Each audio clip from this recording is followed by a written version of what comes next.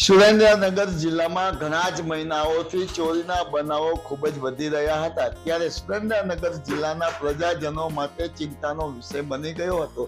ત્યારે સુરેન્દ્રનગર જિલ્લામાં ઘણા સમયથી ચોરીના બનાવો ખૂબ જ વધવા પામ્યા હતા। સુરેન્દ્રનગર જિલ્લાની લોકલ ક્રાઇમ બ્રાન્ચ એસઓજીના પીએસઆઈ દ્વારા આરોપીને ઝડપી પાડવા માટે સતત ખૂબ જ મહેનત કરીને લીધા ગુનેગારોને ઝડપી પાડ્યા હતા, જેમની પાસેથી મુદ્દા માલ પણ જપ્ત કરવામાં આવ્યો હતો, જેઓની સામે કાયદેસરની કાર્યવાહી કરવામાં આવી હતી। સુરેન્દ્રનગર જિલ્લામાં વધી રહેલા ચોરીના બનાવોને અટકાવવા માટે સુરેન્દ્રનગર જિલ્લાના એસઓજી પોલીસના પીએસઆઈ જે જાડેજા અને એસઓજી પોલીસ દ્વારા પ્રશંસનીય અને સુંદર સારી કામગીરી કરી 3 લીધા ગુનેગારોને ઝડપી પાડી સુરેન્દ્રનગર જિલ્લા એસઓજી પોલીસ માયાજાર ન્યૂઝ ચેનલ જયેશ ચૌહાણ સુરેન્દ્રનગર। ચોર પકડા છે અને શું વિગત છે? અત્યારે એલસીબી ને એક બાતમી હકીકત મળેલી હતી કે માયાસિંહ નામનો એક ઈસમ છે જે વડનગરનો રહેવાસી છે અને બીજો એક અજયસિંહ નામનો ઈસમ છે જે ખંભાતનો રહેવાસી છે। આ બંને ઈસમો જોરાવરનગરના વિસ્તારમાં ગરફોડ ચોરીઓ કરે છે। આ પ્રકારની એક બાતમી હકીકત એલસીબી ને મળેલી હતી અને એ પ્રમાણે આ કારણે પછી સીસીટીવીનો ઉપયોગ કરીને આ બંને ઈસમોને પકડીને પૂછપરછ કરવા માટે લાવવામાં આવેલા હતા। આ પૂછપરછ દરમિયાન એવું બહાર નીકળ્યું અને એમને કબૂલ્યું હતું કે આ બંને ઈસમોએ જોરાવરનગરના વિસ્તારમાં ઘરફોડ ચોરીઓ કરેલ છે। આ પછી વધારે પૂછપરછ કરતા એમણે એક બાબત કબૂલી હતી કે અજયસિંહ નામનો જે એક ઈસમ છે અને અજયસિંહ અને માયાસિંહ નામના બંને ઈસમોએ જે ચોરી કરેલું હતું તે ચોરી કરેલું જે મુદ્દામાલ છે એ જીતસિંહ નામનો જે ઈસમ છે કે જે સાવલીનો રહેવાસી છે। આ ઈસમ મેક્સન સર્કલથી આગળ નર્મદા કેનાલ આગળ જે બાવળોની જાળીમાં જે મુદ્દામાલ સંતાડવામાં આવેલો છે તે લેવા માટે આવવાનો છે।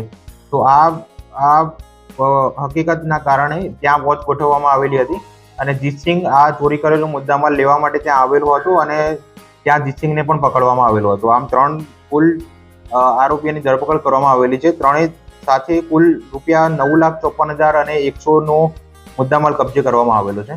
તેમાંથી રોકડ 78,500 રૂપિયાનો રોકડ રકમ કબજે કરવામાં આવેલી છે। એક એ ડિવિઝન સિટી એ ડિવિઝનનો એક ગુનો છે, એમાં એક હીરો ડિલક્સ ગાડી છે એ કબજે કરવામાં આવેલી છે। બાકી ચાંદીની 3 અલગ અલગ વસ્તુઓ કબજે કરવામાં આવેલી છે, જે અંગે હજુ પૂછપરછ હજુ ચાલુ છે।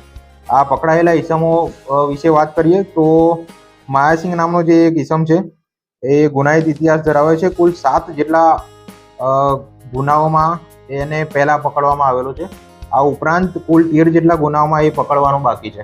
આ 13 જેટલા ગુનાઓ જેમાં એ પકડવાનો બાકી છે એમાં 2 ગુનાઓ વડોદરા ગ્રામ્યના છે, 10 જેટલા ગુનાઓ વડોદરા સિટીના છે અને એક ગુનો ગોધરાનો છે અને તમામ ગુનાઓમાં નાસ્તો કરતો બતાવવામાં આવેલો છે। આ ઉપરાંત અજયસિંહ નામનો જે ઈસમ છે, આ અજયસિંહ વિરુદ્ધ કુલ 6 ગુનાઓ છે અને 6 ગુનાઓ ખેડા અને આણંદ જિલ્લાના છે। આમ કુલ 3 ઈસમોની હાલ અટક કરવામાં આવેલી છે અને પૂછપરછ ચાલુ છે। પ્રાથમિક દ્રષ્ટિએ આ ચીખલીગર ગેંગના માણસો છે એવું જણાઈ આવેલું છે। હાલ પૂછપરછ ચાલુ છે। ખાસ મોડસ ઓપરેન્ડી આપણી શું હતી ચોરી કરવામાં એક ગ્લાન્ઝા નામની ગાડીનો સૌથી જે માયાસિંહ નામનો ઈસમ છે એ પોતાની ગ્લાન્ઝા ગાડીનો ઉપયોગ કરે છે, એના ચોરી કરવામાં ઉપયોગ કરે છે। હજુ મોડસ ઓપરેન્ડી વિશે પૂછપરછ ચાલુ છે।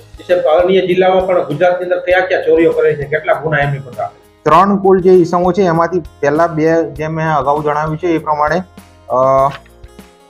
માયાસિંહ અને અજયસિંહ વિરુદ્ધ બંને ઈસમો ગુનાહિત ઇતિહાસ ધરાવે છે। માયાસિંહ નામનો જે ઈસમ છે એમણે જે કુલ 7 અને 13 કુલ 20 જેટલા ગુનાઓ આચરેલા છે પહેલા, એમાં 7 ગુનાઓમાં એની અટક કરવામાં આવેલી હતી અને બાકીના 13 ગુનાઓમાં એ વોન્ટેડ છે। એના સિવાય જે અજયસિંહ નામનો ઈસમ છે એ ખેડા અને આણંદ જિલ્લામાં ચોરીના ગુનાઓ કરતો હતો અને એના વિરુદ્ધ કુલ 6 ગુનાઓ છે। એ પણ આ ગેંગમાં કોઈ અન્ય સંડોવાયેલા હોઈ શકે? હજુ પૂછપરછ આગળ ચાલુ છે।